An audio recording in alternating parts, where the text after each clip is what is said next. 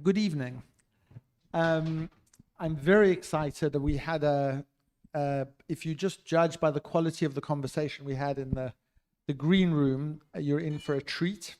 I'm going to say a few things by way of introduction. I think what we're going to try and do is have a conversation about a very contested, very complicated, deeply emotionally laden subject in a way that allows us to disagree in a way that's not disagreeable, and is thoughtful and analytic without losing our passion. And if we can pull that off, that will be an achievement. And so tonight's conversation is entitled Iran at a Crossroads. And I want to sort of start with that metaphor for a moment, if you'll allow.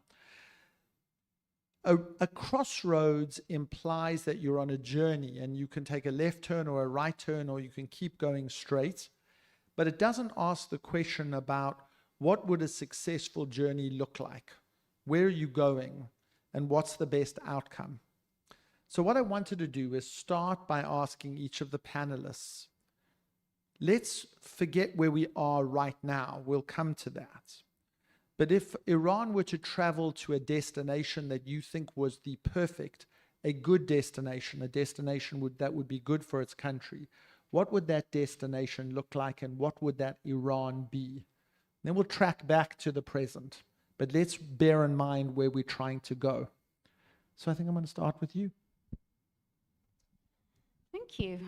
Thanks for having me. Great to be on this panel. I think even though we have a divergence of views, I think it's really great to be having this conversation. So I think from my perspective, ideal case scenario, I'd love to see an Iran that's human rights respecting, first and foremost, and where people in Iran get to have a clear say about their own future. Fantastic. So, first of all, thank you so much for having me, and so glad to be here with these lovely friends here. I believe that the best way forward would be through a process of coalition between the technocrat organizations and institutes and the mid and high level political and organization and civil society, working through what is actually the result that the people want based on facts, like the survey that just recently been published by Gaman Institute says that 80% of Iranians would like a republic, and more than 38% of them say that they would like a secular republic to happen. 88% of them say that if it is a democratic political system, it doesn't matter if it's necessarily a republic, but if it's just democratic. So I believe that it is achievable, but only if there is a kind of a cooperation between all these forces, along with a consensus from an international community. So it will help the Iranian people to achieve that. Great. Hi, everyone. Thank you for coming tonight, and thank you all. Where I see the ideal destination is a democratic Iran that is not relying on one strong character, and looking for that dictatorship or one strong character that everybody else can follow. I think Iranian people have been looking for democracy for probably more than 100 years now, and that's why the revolution in 1979 happened, because they were looking for freedom. And their mistake was they were still looking for one strong character and one strong leader to get that freedom from, and that's where it all failed. And today, I think we've shown that we're still looking for that strong leader or strong opposition that we can follow. So I think the main thing is to arrive at a true democracy that represents everybody, all the ethnic groups, some present in this room today, all the religious groups, but everybody have exactly equal representation through democracy and democratic election. I think with what the current regime has shown, how strong they've been in knowing every little ways of the creation of opposition, every little ways of the society and civil society creation, and how they've managed to kill all of those ways, because they came through that and managed to overthrow Shah's regime before this. I don't have any trust in a lot of people right now within the government, or anybody is in a position today would allow that true democracy to happen. So that's why I prefer to have a supervision or a supervised movement of that transition to the democracy and to that election, if you like. So yeah, my end goal is true democratic election, elected Iran, but with some sort of a supervision that actually allows it and makes sure that everybody is represented. Okay. So broad agreement, we might tease out some disagreement. A democratic, rights-respecting Iran that avoids strong men, usually men who dominate and who have a kind of populist personalities, and some kind of process of how we're going to get there that generates consensus. It isn't imposed, but it actually comes from the people, and the constitutional arrangements come from the people. Before the recent hostilities, I'll use the word hostilities, what was your theory about the most likely outcome, the most likely path to that outcome? What was the greatest likelihood, or what would you have advocated as the path to achieve that, given the current power structure in Iran? Yeah, I think the good example to take is the Women Life Freedom protest movement from 2022.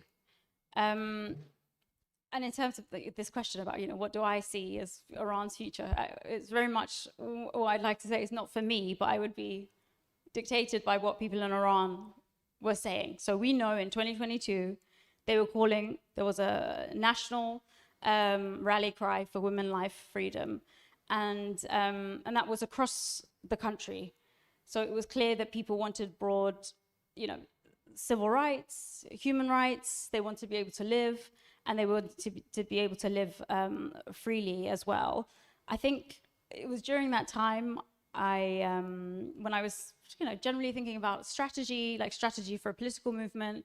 I was reading actually Gene Sharp as well on political jiu-jitsu and how non-violent movements can overcome repressive movements. And he sets out, a strategy. I always thought it's very important to have a strategy. Mass mobilization and mass participation is really important, which we had during that protest movement. Ideally, I understand that this isn't clear cut in terms of how you achieve this outcome that we're talking about, but you would have a decentralization of power, and not focused in any kind of authoritarian figures, but kind of a democratic, participatory process. And I guess what you would also need in terms of theory of change is to start talking about how to achieve long-lasting change. And I found it very ironic during these last few years in particular, Iranians in particular, very critical of the 79 revolution. But it seems we're on the cusp of calling for something very similar. So what we had in 79 was a huge national protest movement, leading to a coup, leading to a change of power, but without any long-lasting change.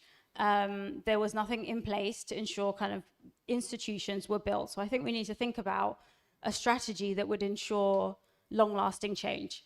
And I think that involves, the principles. Again, we have to be guided by what people in Iran are saying, but the Women Life Freedom is a good framework for that. And I think we need to think about how do you create democratic institutions that would ensure something that's more than just change of power from something worse to something even worse. So I believe that any theory of change, first of all, has to have a root in the past, in the history of struggle. I believe that what happened in the 1979 was a response to something natural in terms of that historical struggle for democracy. But what happened after that was that there wasn't a organizational capacity to hold democratic processes from being hijacked and co-opted into an authoritarian system. What we really need at the moment is to believe that there was two major voices at the beginning of 1979. The first was the discourse that was established by Shapur Bakhtiyar, was the last government before the theocracy was established. He was highly doubtful of the results of taking over this revolution by trusting the religious forces who were clearly advocating for theocracy.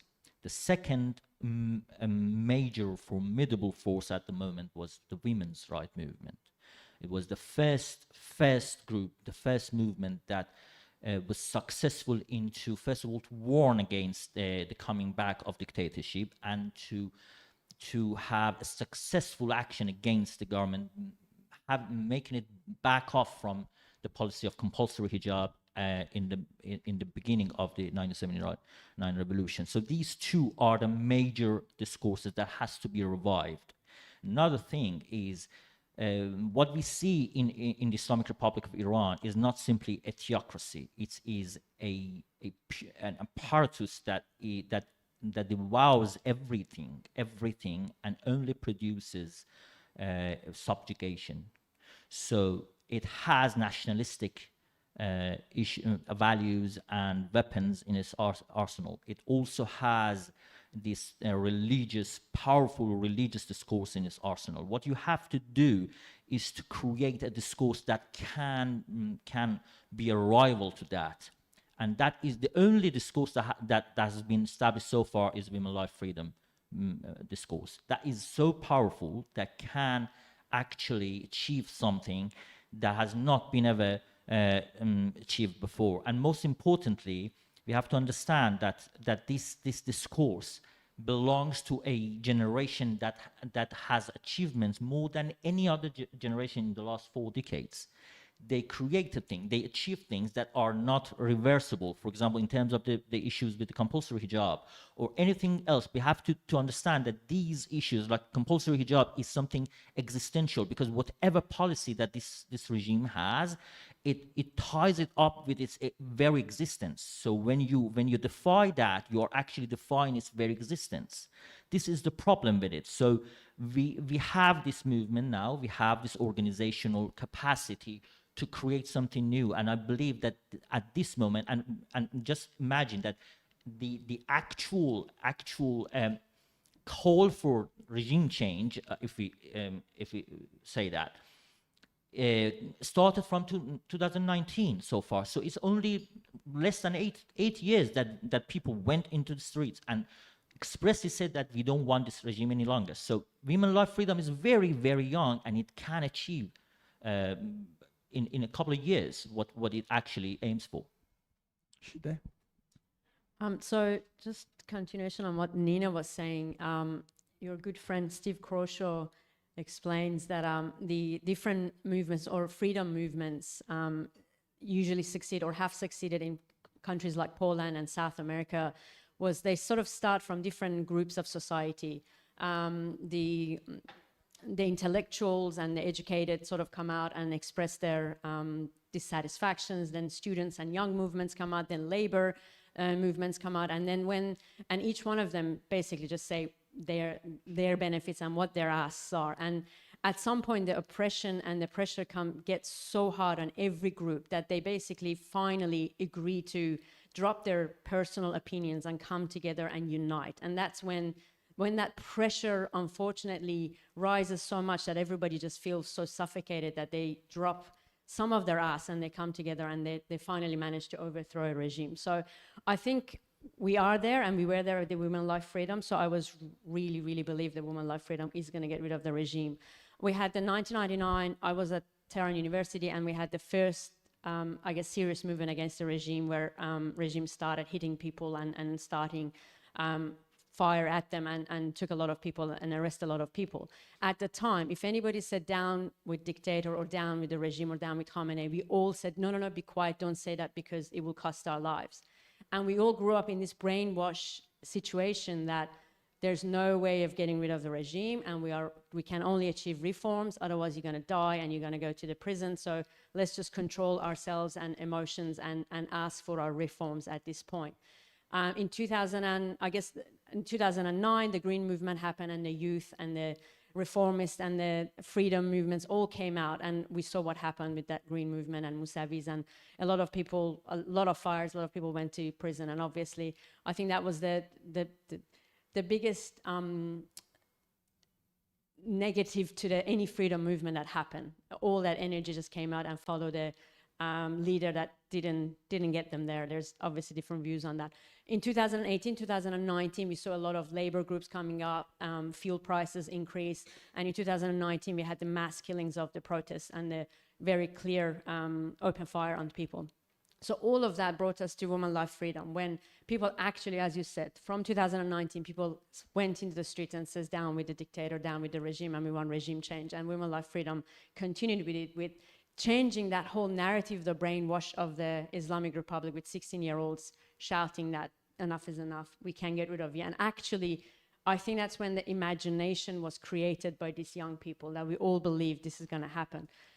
So I think the movement of people was happening and would have got us there before these attacks, but the government is so strong that anything that will damage and weaken the government, such as the attacks, are welcome, from my opinion, because people, otherwise it would be another 10 years of killing and losing lives for us to get there. So Okay, so again, a sort of sense of looking at the history of other struggles against more authoritarian regimes, popular uprisings, mobilization by different sectors. You've all mentioned kind of the central role of women in this particular struggle, but not confined to women, but women have played a particularly important role. So now we come to the present, and we've had a war or hostilities that emerge. You have actions by the United States and by Israel around a nuclear program, but not just around a nuclear program, and debates around whether the goal was to change the regime or whether it was to stop a nuclear program. And I guess I'd like to now take you in order and say, has this been helpful or unhelpful in getting us to the goal that you've wanted? And how do you confront this particular moment, and how do you see it in terms of how it's taken us to a crossroads? Yeah, so my personal perspective is that it has been unhelpful. Just firstly, initially, I mean, we were having this conversation before, weren't we, with the legal analysis, what's your political analysis, what are the impacts on human rights? Legally speaking, there is no agreement amongst international lawyers that the strikes by Israel were justified as an act of self-defense under Article 51 of the UN Charter. So there's already a big question mark there about the rules of law, whether this is an act of aggression and the threats that poses to peace and security internationally. So I mean, I recognize, I appreciate that that's a question slightly separate to the conversation in terms of the dynamic within Iran, but it's an extremely important one, especially as we sit here in the UK. And I think interesting, I think it was very, very unprecedented action. Again, we were having this conversation, was this a continuation of hostilities? But I think it was qualitatively different what happened on the 13th of June. And it was very much isolated it was Israel and the US that took those actions. And interestingly, when you reflect on what the position of regional states were, or other kind of key states, I think they agreed that, legally speaking, what took place was questionable, at least. So then we get to the question of how does this help the situation in Iran? So again, I don't see how this has helped the human rights situation. We already know that there's been a post-war crackdown following the war. So actually what you have now is this position of double jeopardy. Civilians were suffering and harmed during the war itself. And it did impact civilians, and there were civilian casualties. And now they're suffering as a result of the backlash, the response of the state to what has happened. Yes, I appreciate that the state has been weakened. Of course it has. Of course, when, you know, key military leaders have been killed, they've been weakened. You know, the authority of the supreme leader, of course, has been weakened. He was missing in action for, I think, about 14 days, and unprecedented, passed over his power to the National Council, Security Council, I believe. But how does this strengthen, you know, the movement we just spoke about, women, life, freedom? How does it strengthen that movement? When Netanyahu came and gave a speech where he addressed the Iranian populace and called for them to rise and protest, even though bombs were falling down on their heads, and quoted Zan Zendegi Azadi, that, in my mind, was not helpful to that movement. So, at best, what's happened is that Iranians feel conflicted, that they now have this ambient dread and this fear of what could follow in light of ongoing hostilities. But otherwise, you know, at worst, you might have a situation where there is regime change forced from the outside. And, you know, modern experience tells us, again, we're sitting here in the UK, this is very important to the psyche of us. I am second generation Iranian, so I understand that. So what happened in Iraq, what happened in Afghanistan, the learning lessons from there.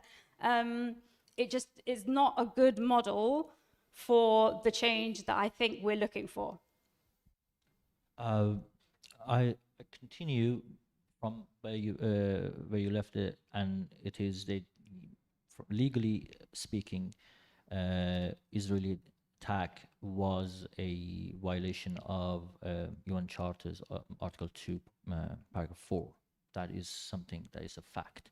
But let me put some background on it with facts. So what I'm going to say, these are facts, undeniable. The war, actually, so yeah, the military attack started in 13th of June 2025, but the actual war started in 1980. When the bombing in Rue Copernic in France happened. 8 people killed, 40 people injured. That was affiliated with the Iranian regime. That was the first terrorist attack on Jewish community affiliated with the Islamic regime. The second was in 1982, September 1982, Ayatollah Khomeini expressly said that Israel is a cancerous tumor and has to be uprooted, wiped off the face of the map. That is a declaration of war. But the war didn't start there. The war started in 1982, right after that speech, when Hezbollah was founded. And then in 1992, bombing on Israeli embassy in Argentina happened. And then in 1994, Amia bombing happened. And so this is how the war started. Then, in terms of funding, so the Islamic regime created proxies all across this country called Israel. Hezbollah was funded $700 million a year. $100 million a year goes to Hamas, and $200 million a year goes to other proxies, which are all pointing their guns and artillery towards Israel. They created an arsenal in Africa just for that. $160 billion were spent to keep a dictator in Syria, Bashar al-Assad, the butcher of Syrian people, who killed 500,000 people just to have the route to send guns and weapons to Hezbollah. Right now, that Syria fell into hands of the other groups. There is nothing, no threat coming from Hezbollah. So the only thing issued coming from Hezbollah was 2 most expensive statements ever, just to condemn the war and things like that. Nothing, because they don't have the weapons. So this is how the war began. What does it have to do with the Iranian people? There is a transition from nation state to or a constitutional state to a criminal state, to a mafia state. What is a nation state? Nation state is where there is a harmonious relationship between a state and its nation. There is no harmonious relationship. Why? Because just this survey says it very clearly.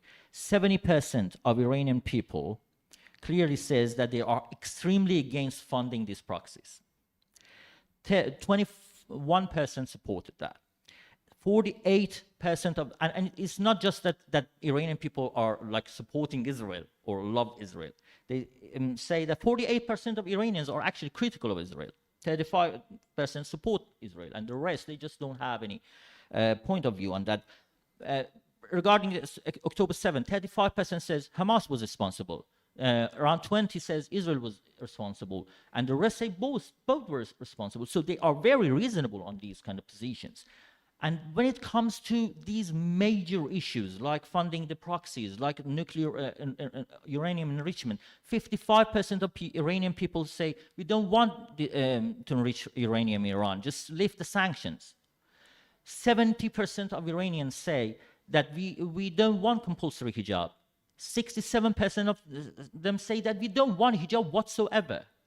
And these are the people's vote, these are the people's voice. So you see that there is a state that not only is national identity is inconsistent with the nation, it is highly contradictory. So there is a hostility between this state and the people, and that creates occupying the state. So this is the issue. So there is occupying state when it attacks this regime, but also there are collateral damage of the civilians.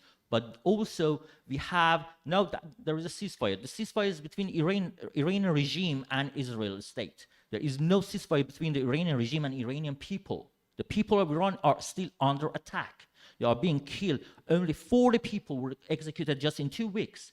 So the war against Iranian people is still going on, and the only perpetrator is the Islamic regime.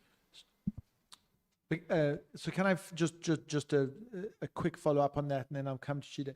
So do I take it therefore that you think that the hostilities and the conflict, by your logic, were a continuation of a war and conflict that had started long before? Exactly. And therefore, but to come to the mobilize, I think you made a pretty persuasive case that this latest military intervention was unhelpful. I agree. And your view, it No, was I unhelpful. agree. Okay. I So you're agree. framing it, but I you think it believe was that the unhelpful. background has to be said. I understand. But when it comes to was it helpful or not, it wasn't helpful because we see that the Iranian people are still under pressure. I understand. Great. That's extremely helpful. Thank you. Shida. I think it was helpful. And as you said, I was going to use the exact same words, that there is no ceasefire in Iran right now. People were being killed before the attacks, people were killed during the attacks, and people are being killed more than before right now. But that has been the case during the Iran government every time. Every time anybody says anything or an outside attack happens, Iran regime starts killing its own people. So I think the biggest enemy for Iran people and human rights is the Iran government, and anything that weakens the Iran government is helpful for finally getting rid of that regime and for people of Iran finally arriving at the true democracy and freedom. So that's why I think the attacks managed to weaken the regime very, very, very successfully, although that they are the best actors and the best propaganda in the whole world, that I still can't believe it. Even CNN and BBC was trying to convince us that the attacks weren't successful and people are coming to streets in support of the Iran regime, and we know how much that is far from the truth. But I think overall, as you said, the attacks started a long time ago. In April last year, Iran attacked Israel in response to Israel attacking their embassy in Damascus. So if anything, Israel was responding to Iran's attack from last year. I know that especially war can get out of hand very, very quickly. And I'm surprised that the ceasefire happened as sudden as it did. And that was lucky because the war eventually didn't get out of hand and started killing lots of civilians. So I think the amount that it happened and the way, with the surgical precision that it had in the first few days of getting rid of the heads of the military and some of the exact targets of sort of military and nuclear targets, I think it was successful and needed. So now just to come to the details, I think you set out a series of arguments about why it created a backlash, and also how it also weakened the regime, and how it weakened the supreme leader was missing in action for a period of time. So to try and sort of like zero in on a question, you all said that your main theory of change was that a mass popular uprising in which women played a central role would be a very important part of taking you to the Iran that you ultimately wanted to be in, or that we should get to. So I want to kind of be detailed on the impact of these recent hostilities on people's capacity to mobilize and organize, because if it helped people's ability to mobilize and organize, then it would be helpful. If it fundamentally weakened and eroded it, then according to your own logic, it would be weaker. So give me the back and forth on why you thought it was, because on the one hand, it weakened the state, it weakened the leader, that's helpful. It also, did it strengthen or weaken people's ability to organize? How strong was the crackdown? How much did the military intervention embolden people to take to the streets? So we know, well, it didn't, because nobody came to the streets, right? I mean, that was a fact. So just to respond to a couple of things that were said. So of course, you're completely right about Iran's background in relation to Israel and the completely unacceptable statements it has made. And actually, I would add that to one of our initial aims. Maybe Iran needs to get on with its neighbors and recognize the state of Israel, which is the international opposition. So there were two objectives, it seems, to the war, to 13th of June, that were not related to some of the things that you spoke about. Also, the law of self-defense doesn't work like that. There's meant to be an imminent threat, right? Therefore, I have to act. I have to preempt an attack because I'm about to be attacked. Not last year something happened, or in a year's time, uranium may be enriched at 90%, at which point they may be able to transfer to nuclear weapons. Like just to be clear, those are not justifications for the use of force, as far as I'm aware, under the UN Charter, right? And what was Netanyahu's position? He said, okay, the attacks were necessary to ensure that Iran didn't get nuclear weapons. And then there was this alternative dual purpose about regime change, right? So on the first one, which that's how we have to judge what they did, that's what they said their intentions were, not to deal with proxies. If it actually, to be fair, post-October the 7th, in terms of Iran's relationship with its so-called proxies, that's totally been undermined, right? So they were already very much taken out of the equation. The war happened because Israel said, and the US agreed, and most of the world, to be fair, on the point that Iran should not have nuclear weapons. So they went in to ensure that Iran's nuclear capabilities were undermined, which we can probably agree, more or less, was successful, right? It seems, although it's a bit unclear in terms of maybe some of that uranium had been moved or not. And the second goal in terms of regime change, and it was very clearly, it's still not clear whether that was like a psychological thing that they were intending, but given the cyber attacks, given some of the attacks that took place on Evin prison, on the state TV, these are usually the playbook of like, you know, let's make a coup, let's force a coup to happen. It failed on that account, right? So people didn't come to the street. I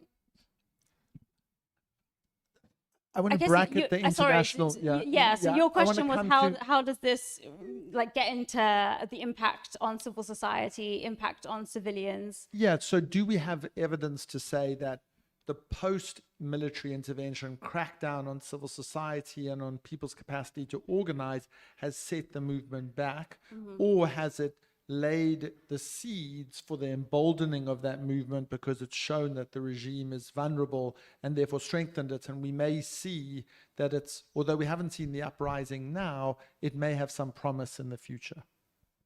I mean, that's an unknown, right? But what we do know is that civilians were impacted, right? And severely impacted. There was mass displacement, over 1,000, I think, were killed, thousands more were injured. the economy is in a worse shape. Like, those are not the conditions where civil society can thrive. There's expectation from here, sitting in the UK or in the US or wherever it is, LA, that we can sit here comfortably and call for bombs to be dropped on Iranians in Iran and then expect them to come out and overthrow the regime is one for the birds, in my opinion. Please. I believe if we sit here, we can talk about this for hours, about was it right or wrong to attack Iran. I mean, legally speaking, I agree with you on so many of the points you made. But when I look at it from a political view or from a revolutionary viewpoint, which I see myself as a full-time revolutionary on that case, there are goods and bads in here. On one side, there is a very, very weakened state, but also very, very dangerous state towards certain people.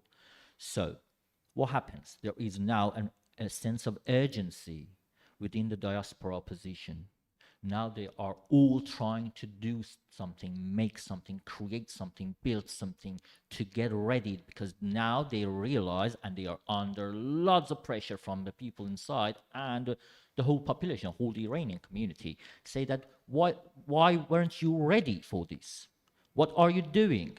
You are always reacting to situation. You are not ready. You are not proactive. Build something. Just imagine. So war is wrong. War is a violation of international law. That is something that we can talk about it in a legal conversation. But war can, at some point, at some level, in certain situation, create an opportunity or space for regime change. That is something that can happen. So did it happen? No. Why didn't it happen? Because now there weren't even groups to build a coalition government in exile. When you don't have that, how can the superpowers around the world were very worried about a very sensitive situation in a very sensitive, geopolitically sensitive area to just push as much as just destroying or falling a regime, and then there is nothing to put there. So that is something, but now there is an urgency for that. Inside the country, there are lots and lots of pressure on the civil society, on those who are the engine of revolution. So can they organize? No. At the moment, their organizing capacity has been reduced.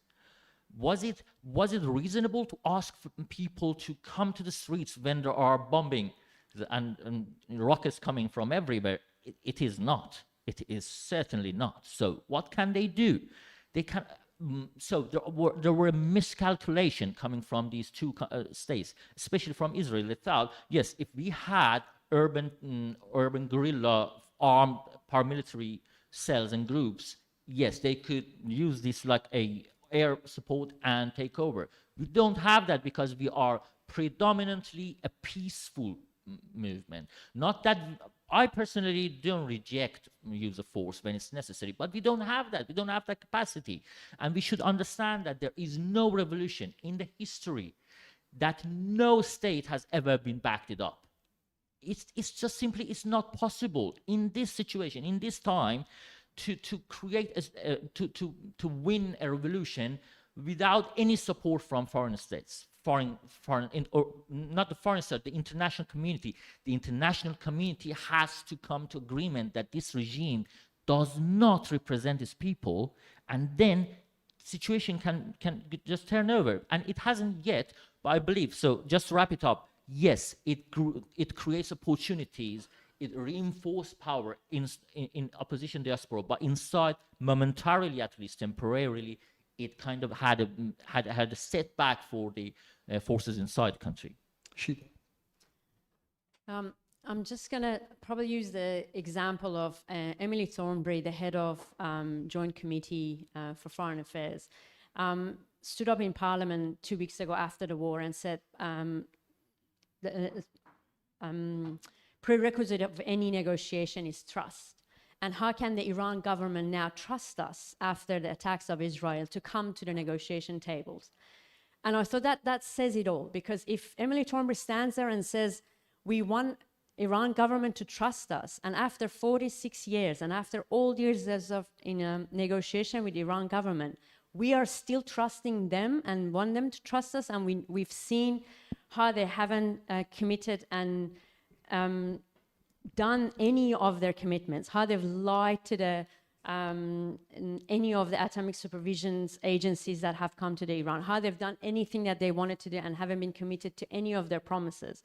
If any government still accepts Iran government to trust them, that just says it all. And why the international mechanisms, Anina, to your, I guess to your comments, they've been all silent while Iran government is killing their people. And that's why, as a citizen, not a lawyer expert and international legal expert, I'm saying if you were silent on that front, this front is happening as well. And for the people of Iran, they need this conversation and situation to happen now, because otherwise more people will be killing and everybody is silent and more cash is injected to Iran, as it was during the Women Life Freedom, which I think killed the natural people movement and really, really legitimized Iran government and gave them another lifeline, because there was a lot of money given back to them and there was a lot of negotiations that happened with them. So for me, the attacks actually helped the movement, although, as you said, for the short term, it has set it back, because there's a lot of, especially political prisoners are missing.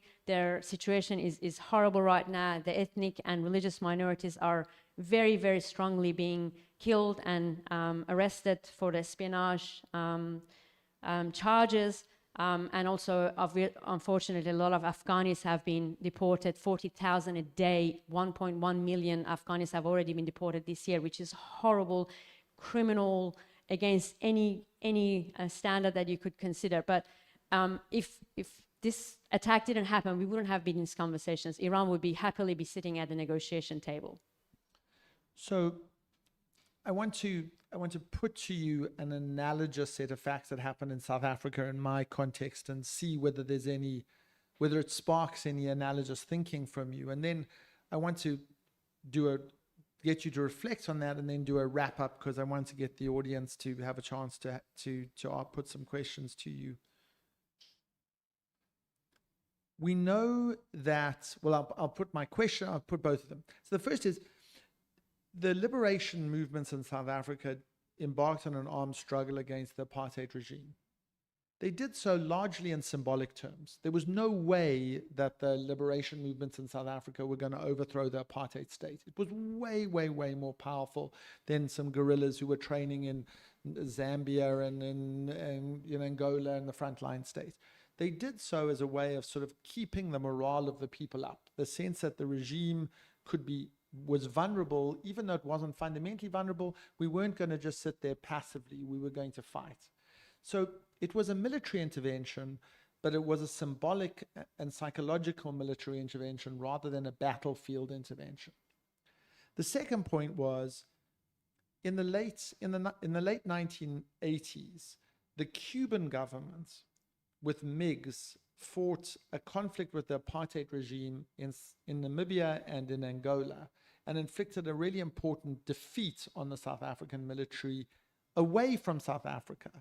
But it caused the South African military, and then it caused the South African white community, and it caused the government to say, maybe this is not a sustainable path we're on, and maybe we have to start thinking about different scenarios. And so more reform elements within the apartheid regime began to shift.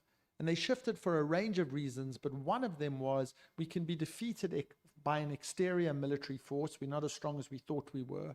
And then also there's some internal threat that may be low now, but can get bigger.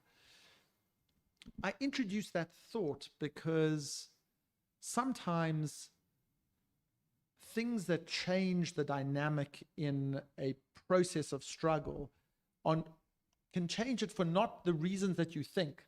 They can lead to a set of unintended outcomes, and those outcomes become beneficial if those who are in those struggles seize upon them in thoughtful ways that set you forward rather than set you back.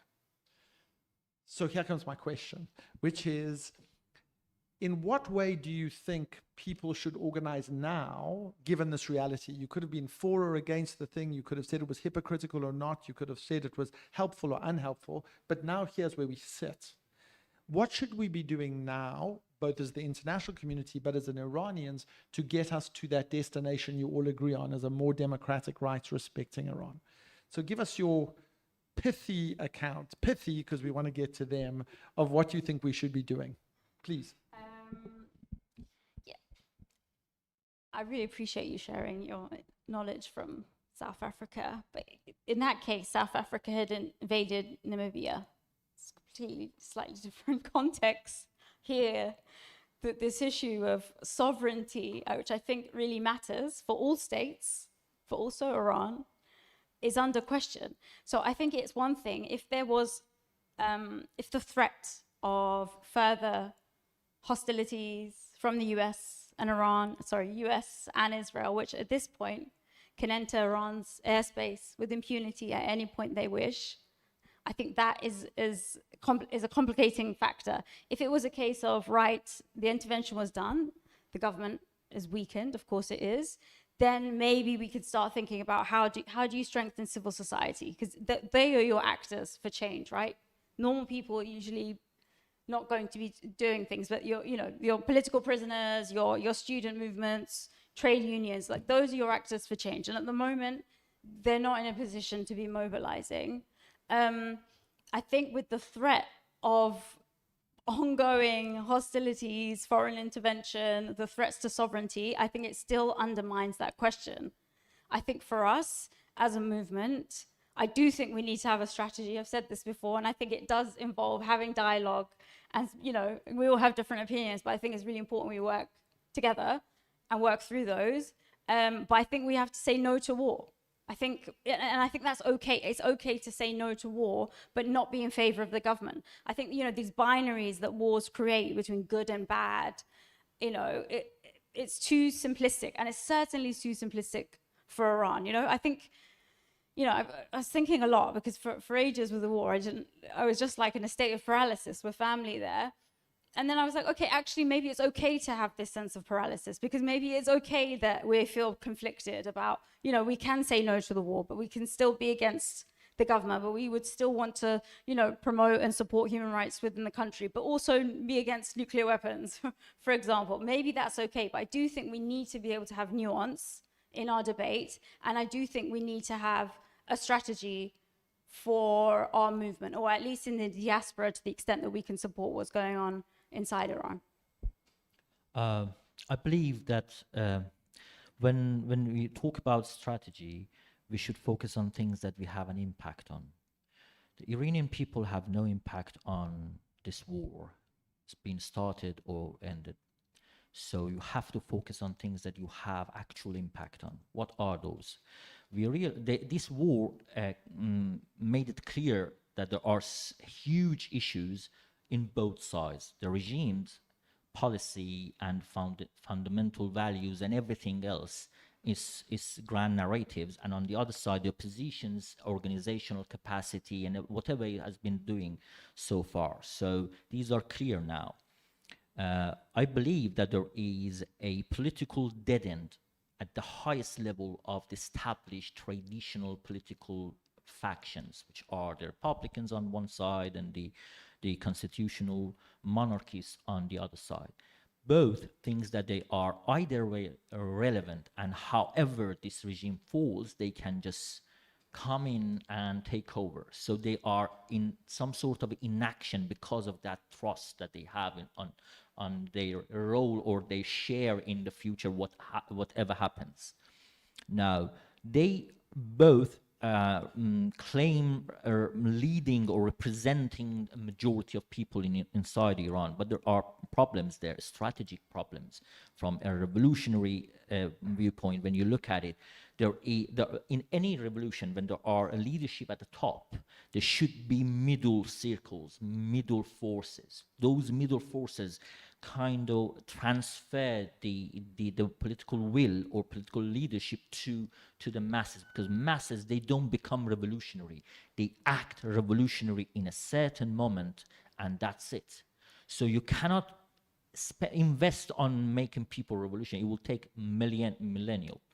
What you can do is to create that middle. So my solution, which the group that we formed so far, the convergence, the crisis convergence group is working on, is to create two things. First, to create a convergence between these middle circles, including three forces: the grassroots political organizations that were created right during and after the Women, Life, Freedom movement started, the trade unions and student unions and organizations inside the country which inherit and kept the organizational capacity during these 4 decades in the absence of actual parties inside the country. And the third force are the justice movement, which all the human rights organizations, civil society comes behind it. All those organizations are the justice movement. So when we put these three together, they will become an important force, not a determining force. But then we have the most organized groups, which are the Kurdish parties and the Baluchi parties, and these forces from the margins of the society, which are heavily organized, and they are very, very powerful.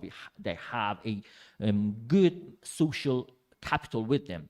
They will see an organic common interest between these progressive group, which represents the certain demands of these groups and those marginalized communities together, and then they become a formidable force that can break through this political dead end between two forces with certain demands and representing a very specific percentage of Iranian people, not majority. They won't claim that we are the leaders of the whole population of Iranians, but they have a certain demands representing certain percentage of Iranian people, and then they can move through the negotiation with this group to create some political infrastructure for any other momentum, which will definitely come because the Iranian state is creating and feeding on crisis.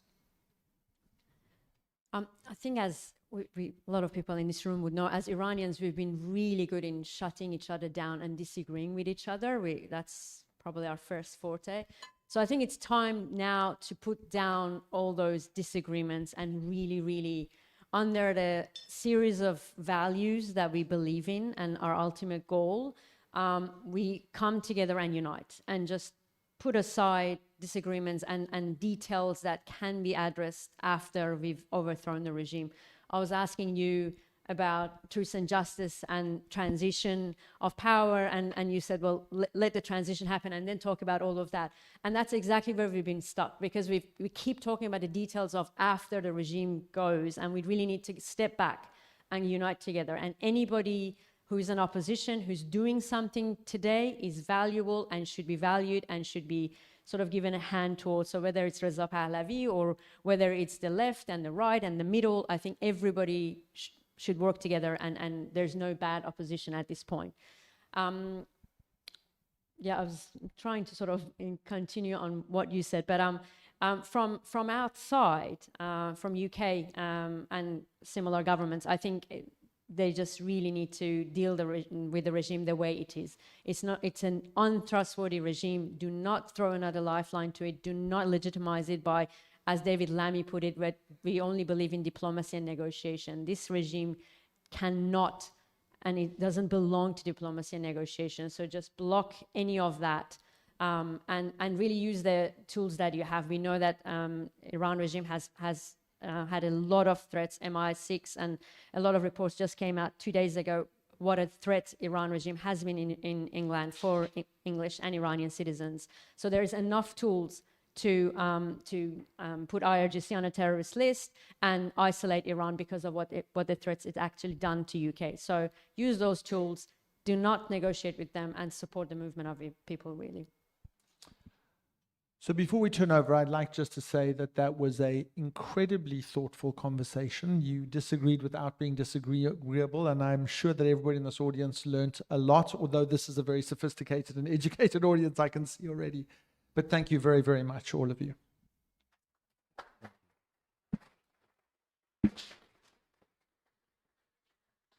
I'm now going to hand over, and I'm going to make a deep plea that you ask questions and don't make speeches, because we want to try and get round to it. This is going to fall on deaf ears, but please, this lady in the front.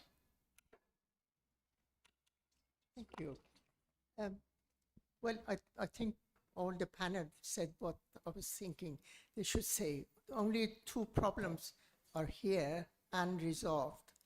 The first question is that why the governments, we understand why the governments around the country, around Iran, don't want regime change.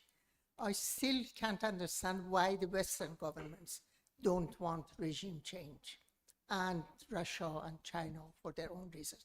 So this is one major problem. How do we convince them that it is in everybody's benefit if this regime goes? This is the big thing. Second thing is that we need in any country with revolution, with regime changes and everything, there has been a structure to represent the people, or the majority of or the big proportion of the people. And that body should be recognized by the foreign powers as well as the majority of the people. Now, we have this big problem. We don't have that. Any structure that starts to stem, we are very skillful in killing it. So this is the big problem here. Two problems we have to resolve, we have to answer. Thank you. Any thoughts on how to resolve either of those? On how we can convince the other countries, I believe that the states, they don't want, or even if they want regime change, the first thing is that they have certain concerns, especially when it comes to a very sensitive area like Middle East country like Iran. So the first thing is that you have to show them capacity. You have to show them political capacity with social capital there. You have to show them already established political and legal infrastructure to go through a peaceful and a stable transitional process. Why, for example, we founded this Jurist Council for Democratic Society? One of the major concerns that countries like UK would have is a new wave of immigrations and asylum seekers if there are extrajudicial killings, torture, or any kind of revenge on the elements of former regime if regime change happens. So what can you do? You will have a established group of legal jurists and experts that can guarantee that there will be fair trial, there won't be any kind of extrajudicial killing, torture, everything that happened during the 1979 revolution. That will be reassuring. Another thing is that you have to show them that there is a political capacity, as you said, there is a political consensus, and that political consensus is not just something that you just say, you just tell them. You have to show them that there are actual organizational capacity.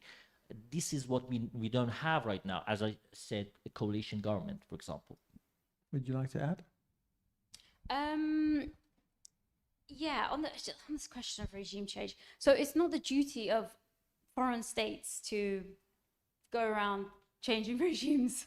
And again, you know, like I said, I'm from here, the experience of Iraq, of Afghanistan, starting wars on the premise of regime change was not only unlawful, but it was unproductive and unsuccessful. So it's not the duty of, you know, foreign governments to do that. I don't know on what premise that would be the case. And I guess this also May I jump in? Yeah, go on. So just I'm going to jump in. I actually had a question. South African. I had a question for you as Okay, a South African yeah. too, actually. Please. My question was, so in your fight against apartheid, was the fight against dismantling apartheid, or was it against overthrowing the state? In order to have one person, one vote in a democratic South Africa, you needed to remove the apartheid state because it didn't believe in one person, one vote. Mm-hmm. So, but to your point, we had a thing called the United Democratic Front, which had thousands of organizations in a broad coalition that enjoyed both the trust of South Africans could be a force globally, but also had a multiplying effect. But I want to come to your point, because I think, if I may, I completely get the Afghanistan, Iraq trauma that we've all had, that a group of unknowledgeable ignoramuses come in and squander political capital and money with hubris and arrogance and try and establish democracies by picking their chums and giving them cash. And then you get surprised when it doesn't end well. And then you draw the conclusion from that external powers should not be invested in. It's not the duty. I think your words was, it's not the role of the international community to ask for regime change. As a South African in the 1980s, I would have been sad to hear that, because it was definitely the role of the international community to campaign for regime change. To campaign for an end to apartheid. And there's a parallel here, right? There is another apartheid government in the world now, and there is also an international campaign to end the apartheid, not necessarily. So we can have a long and interesting conversation about double standards, and you can have, and that's a completely valid conversation. And you can say, if you're going to apply template 1 to country A in the region, you need to apply the same set of exacting standards. I think from a human rights perspective, it's very important to do that. Agreed.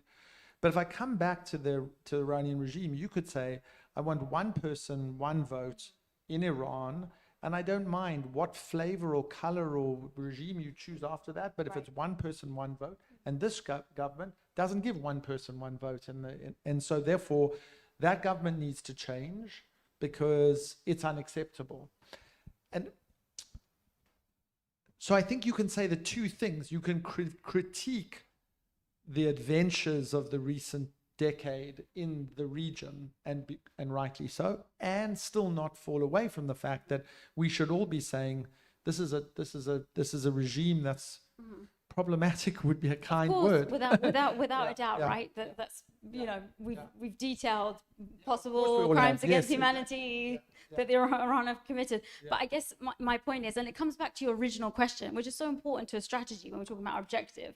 I think broadly it was about a rights respecting Iran, a sovereign Iran, a free democratic Iran. But sometimes it feels like the objective is just regime change at all costs. That's not what I'm saying here on this panel. However, it's what my point is, it's for the people in Iran to determine that. So I think we just need to be very clear.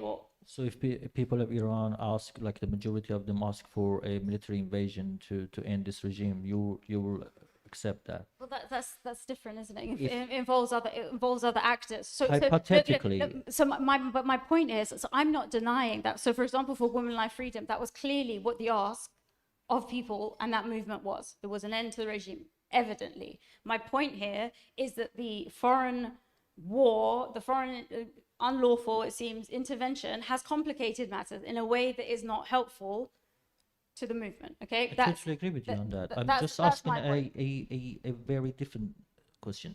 So hypothetically, if we right now have a referendum in Iran, and 80% of people in Iran say that we want military intervention to end this regime, what would you say? But that military intervention entails another state getting involved. So that state has a duty, it has its own population, its own politics. That's a completely different point. But my point is, I'm just saying it's for the people in Iran to determine what, if it's regime change, if it's something different, what that looks like. I think. I just asked us to say that it's complicated. Yeah, I agree, it's complicated. She did. I'll just go back to your question, and I think we probably all say the same thing, but money talks. So as long as the governments are still making money out of the current regime, the narrative wouldn't change. And I think for a fact that a lot of Western governments are making money out of this current regime, and also the Gulf regime, the Gulf states are making a lot of money from Iran being under sanctions and not being able to deploy all its energy resources. And I think Israel, Netanyahu and Trump are getting profit from this regime because the narrative of fear and how they can get elected and stay in power and all of that, the common enemy of Iran regime helps all of that narrative. So I'm really don't have any answer how we can change that. But good economic solution of the opposition, that how money will still talk after the democratic Iran for everybody would help. But also the government has infiltrated in all the think tanks, a very, very respectful and strong think tanks around the world. So we know both in US and here, think tanks are full of people who are exactly repeating the narrative of the regimes. And every meeting by the government behind closed doors always have the same people from the same think tanks saying the same thing for years and years and years. So we really need to counter that. We really have to have loud people countering those think tanks and really saying the different narrative rather than repeating the government's narrative. Another question, please.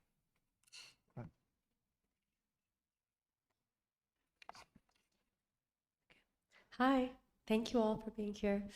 My question is very simple. So let's assume the scenario does happen where we basically choke them from not being able to move anything forward anymore, and the regime actually falls.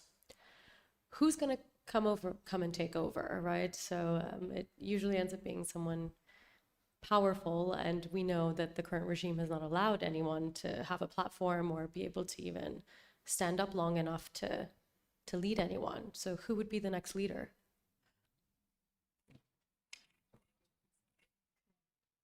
I believe that the issue is with the who. So I personally don't think that who should be a leader is like that we are taking this current system as one leader, one person, political system as kind of by default. But yes, there should be a face. There should be one or two faces. Yes, I believe there is a solution to that. The solution to that is to create a coalition government in exile, which should be inclusive of giving shares of power to each of these factions. And if that happens, yes, for example, one of these major faces, say, for example, Mr. Pahlavi, or one of the faces from the Republican, or a kind of a neutral face can be the head of that state. But the issue is that the only reason that we don't have that regime change right now is because that is absent. We need to make that. Shide. Very quickly, I slightly disagree. I think we know a lot of names in this room: Reza Pahlavi, Mohtadi, Shirin Ebadi, Masih Ali Nejad, Ismailion, Narges Mohammadi from within. Some people would say Tajzadeh, but I don't agree with that. And a lot of political prisoners in Iran that are currently very, very strong leaders.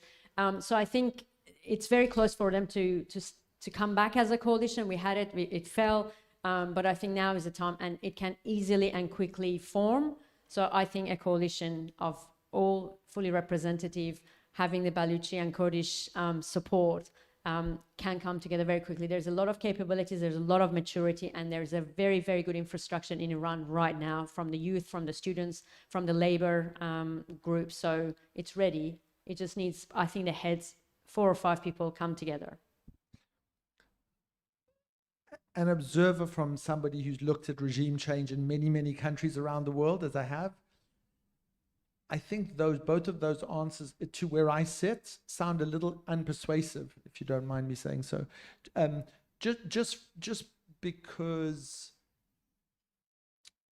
effective exercises in making authoritarian regimes surrender power have more crisp articulations of who the opposition is. Like, if you have to take too long to say who it is, it means you have a problem in the architecture of it. And I suspect that one of the projects will have to be, and I know exactly the complexities in terms of the power of the regime and the divisions in the international community, and your enemy's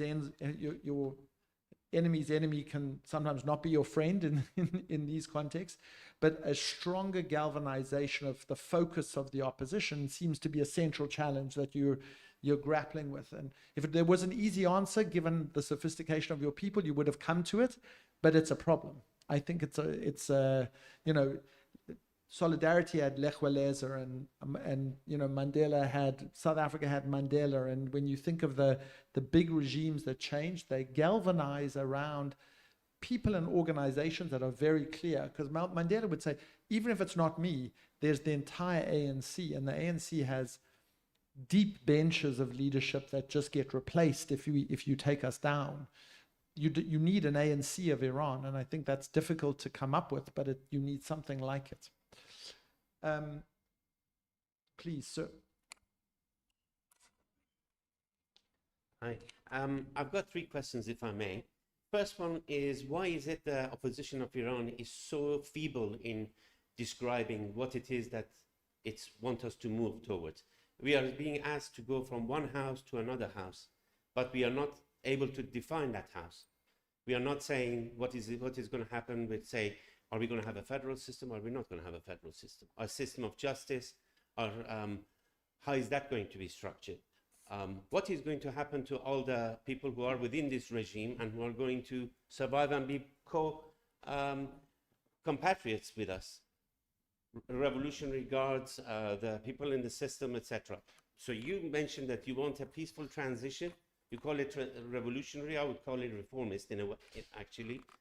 You've got to define what is it yet that you're going to, not, oh, we have got lots of people who are thinking about it, and we don't know what it is. Question one. You need That's to be question that's the one. first question. That's Thank the you. first question. Yeah. Why are we so feeble? Secondly is, have you really used all the tools of resistance in Iran, the democratic ones that we have available to us? My view is that we have really failed in using the tools that even the flawed constitution of Iran currently gives us. We really haven't pushed the reform agenda properly and to its full across the presidential elections, the city council elections, the parliamentary elections. We just keep we run out of we run out of energy. Oh, sorry, let's give up because it didn't live up to our expectations within a 4-year period. So I think if you really want to get a sustainable future for Iran, I would suggest you need to educate people to actually resist and have energy to continue doing that in the ballot poll, not just on the rooftop saying death to the dictator, actually be present in the elections. And the third one is, my eyesight is going, sorry. To have a level of how shall I say, credibility. One has to be able to hold 2 ideas, conflicting ideas in one's head at the same time. So you mentioned, for example, Lamy says that we shouldn't trust the Iranian regime, etc.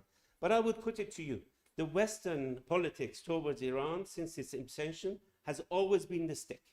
They used chemical weapons against the Iranian people, supplied it, jammed the Iran, they completely were complicit in the crimes against the Iranian people during the Iran-Iraq war.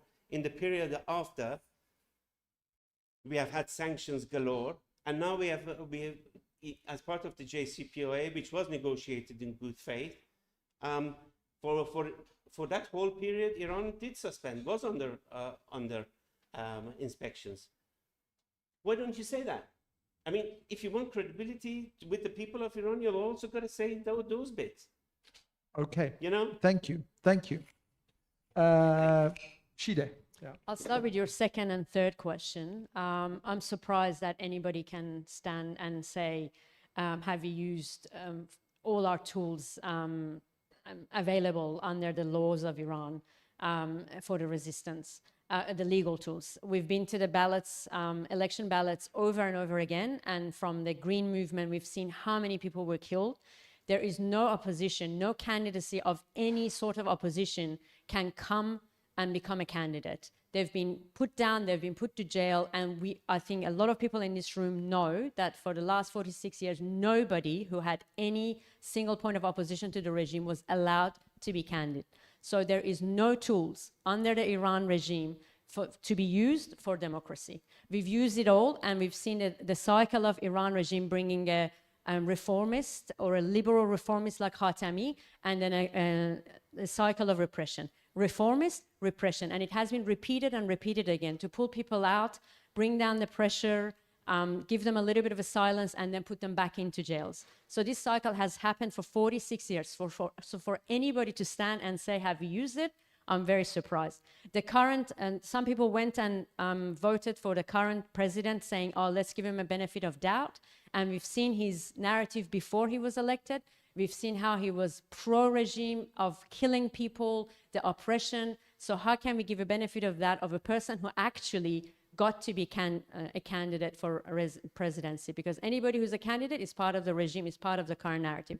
The third question, we give credibility to people of Iran to say that the Western regimes have been against people of Iran. I think if anybody again says that Iran has done its commitments under JCPOA, it's a complete part of the narrative of regime.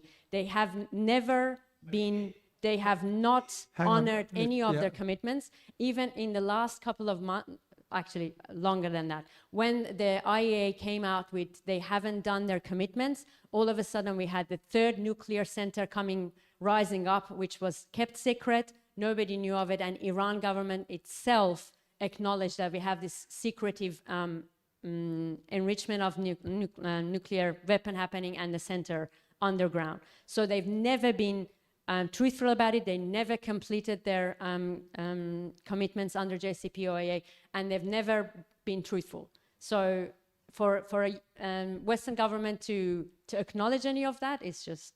Anybody else? I'll just add one thing. 55% of Iranians in a survey that I told you about believe that Iran should not enrich uranium whatsoever and lift all the sanctions. So that is a majority. In democratically speaking, that is the voice of the people. So the voice of the people have been ignored, and that is the issue, that is the problem. So when you don't have a democratic government, whatever decision that the government makes is illegitimate, and that's the problem. A final word? Yeah, just this, I do agree with you on one point. I think if your whole platform is to call for a revolution or regime change, you should be very clear on what's to follow. I think that's crucial, especially with Iran's history. And again, you know, I feel like it's quite rich to sit here outside of Iran in the diaspora listing off possible leaders to assume control over Iran, when again, just coming back to your first point about our objectives, about whatever, democratic Iran, decentralized, human rights respecting, non-patriarchal. It's just interesting that you would throw another authoritarian leaning male in the mix of that situation. I just, you know, when the war was going on, I just found it so strange. It was like, oh, the lives of millions of people are being dictated by these three authoritarian leaning men, essentially. And then instead of, you know, hearing from the voices of people in Iran, women in Iran, prisoners in Iran, what we did have is that somebody in the West, Pahlavi, coming out and supporting what Israel was doing without any nuance whatsoever, without any criticism. In my mind, that's an unfit person to throw into the mix and lacks democratic credibility and legitimacy. I think, well, I guess I'm going to ask you to wrap, and I'm going to ask you to wrap in 15 seconds each, which is, I want you to say something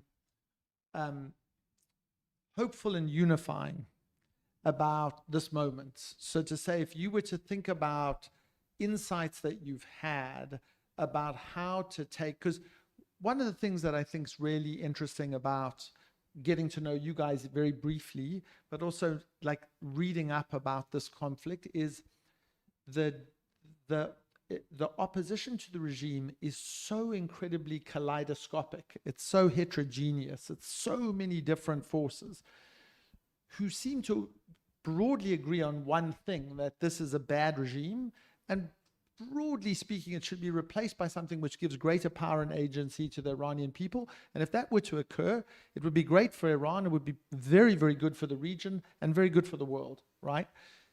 And then what happens is the kaleidoscope, instead of it being beautiful, it starts becoming like fractured glass.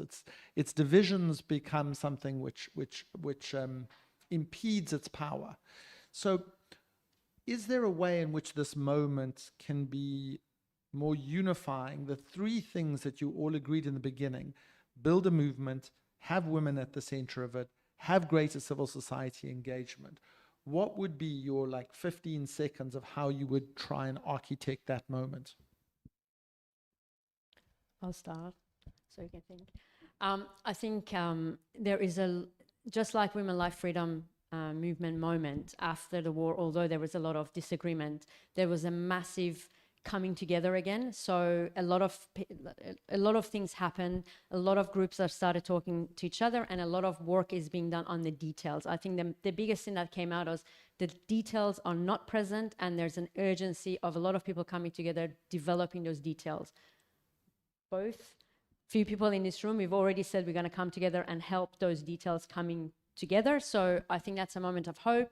Reza Pahlavi is helping it. He might not be the best, but he's helping it. So I think everybody is playing a role in this. First of all, I agree with you on your comment on Reza Pahlavi, totally. I believe that he's part of these forces, so he cannot be completely ignored. But I believe that the solution is into looking at the most powerful movement that we have, which is Women, Life, Freedom. We have to look at the structured form of it, and we have to extract the leadership, the form of organization from that shape and that form that we created there. And from there, we can see that the role of women took us so far, which we never imagined. So I believe that it is possible, but in terms of the technical strategic issues, we really need a third force, as I said, which is the combination of the middle-level organization and group and forces together to create something that kind of a council of leadership will be possible, because there are lots of forces that don't have representative, and there are parties, there are groups that are now being formed. They can get together to be the third force. Yeah, Shida, I really agree with you in terms of this being a moment where we can unify and have dialogue. I think it was really hard after post Women, Life, Freedom, because there was this mass aggressive and violent crackdown in terms of the movement. I guess there's one positive at the moment is that we're here, we're sitting here, we disagree, but we're speaking to each other. I think using this moment to have a strategy, but one that's grassroots and that centers democratic principles as well as other principles is really, really important. So I think our means always define our ends.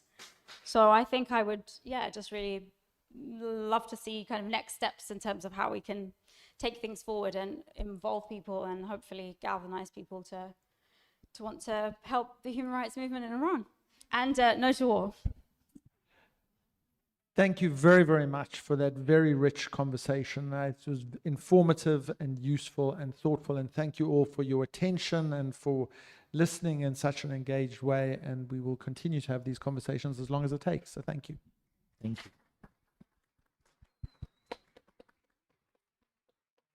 Thank you.